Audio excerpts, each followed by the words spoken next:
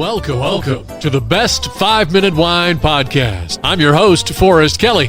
From the seed to the glass, wine has a past. Our aim at the Best 5-Minute Wine Podcast is to look for adventure at wineries around the globe. After all, grape minds think alike. Let's start the adventure. Our featured winery is... We venture to Hill City, South Dakota, the oldest existing city in Pennington County, a 15-minute mule ride from Mount Rushmore, and about 70 miles from Belfort, South Dakota, which is the geographic center of the United States. Hi, this is Angela from Prairie Winery. I am the Director of Sales and Marketing. Hello, Angela. I've heard of a Rocky Mountain oyster, but what is a prairie berry? It came from our winemaker Sandy Voita's family heritage, actually. In the late 1800s, her family, who had been making wine in Europe, immigrated to the plains of South Dakota. When they got here, there wasn't much to make wine from. Obviously, no grapes or anything of that nature.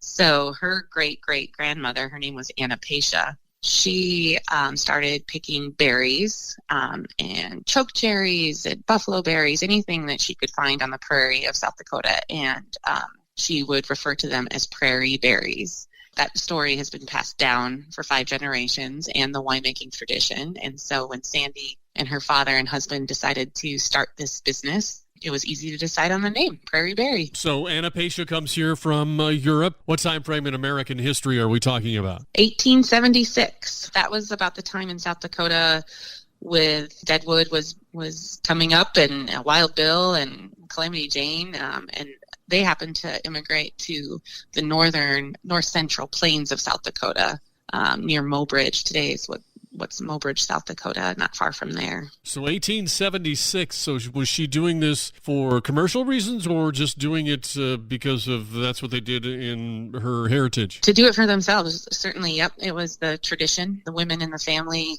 would make the wine. Of course, in the cold plains of South Dakota, it's probably something they wanted to continue.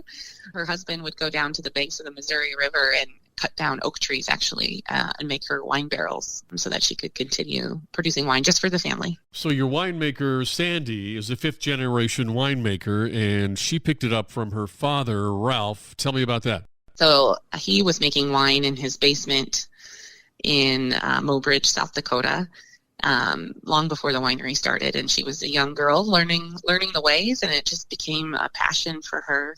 And her and her husband Matt and Ralph, her dad, decided in the late 1990s it was time to make it real and start an actual business with it. We just celebrated our 20th anniversary as a winery last year. 1999 was our first vintage, so to speak, of wine. Now, 20 years later, we are one of the most award-winning wineries in the region. So we've won over 1,000 international awards for our wine. That concludes part 1 of our interview with Angela from Prairie Winery. In our next episode, we'll learn about how a mistake can accidentally turn into an award-winning product. Will somebody answer that phone? It's time, boys and girls, for our listener voicemail. Hi, my name is Sarah, and I'm calling from Coon Rapids, Minnesota. I am interested in wineries in the United States, and I am curious, how many female-owned wineries are there? There's a lot of different variables that go into that question. What is ownership, 51% or 50%? Is it all based on monetary reasons or knowledge? I reached out to Amy Bess Cook of WowSonoma.com, an organization which focuses on women-owned wineries, and she told me that nearly 600 out of the 10,000 wineries here in the United States are female-led. Thank you for listening. I'm Forrest Kelly. This episode of the Best 5-Minute Wine Podcast was produced by iHizzle. If you like the show, please tell your friends and pets and subscribe. Until next time, pour the wine and ponder your next adventure. Hi, before you go, we have exciting news. The Best 5-Minute Wine Podcast has teamed with a breakthrough technology and added a new feature on our website that's bound to elevate your podcast experience. Here is where we need your help. Trying to remember something from an episode? Don't worry. Search for it, and we will find it for you. Have you ever thought you could just ask questions and chat about the episodes as if you were talking to me? Well, now you can. That's right. Our episodes are now interactive, and they're waiting to have a conversation with you. Jump into a chat with our podcast, and let's get the conversation started.